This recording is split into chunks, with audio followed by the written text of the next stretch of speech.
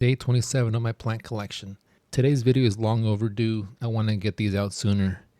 Anyways, today we're looking at 7 succulents that I've had since November. These all live outside under my covered patio. I'm not going to butcher their names, so I'll let them scroll across the screen. A few have common names, like the baby toes. All 7 succulents came from Amazon. The price ranged from $6 to $10. I might have overpaid a bit. A lot of these are pretty unique, though some look similar to others that I think the seller might have actually sent me the wrong one for one of these. They all came in very small 2-inch pots, and they've been doing pretty well overall. For a while I kept them under a shelf on a west wall, but I noticed that they were getting a bit leggy. They were getting enough light, so I added a grow light outside, and that gave them the extra boost they needed to stay where they were, as they didn't have room to move elsewhere.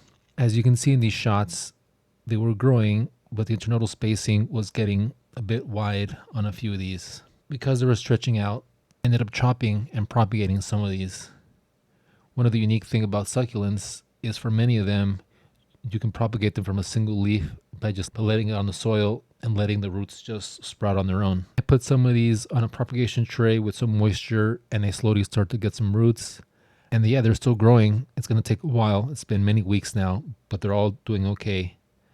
This next shot is from the other day, and I had moved a few of these into larger pots because they had outgrown their little 2-inch pots, but some are still in their original size containers. For the most part, they were doing great up until 2 weeks ago or so, when I noticed the Buddhist temple was starting to lean, and I checked it and the base was rotting.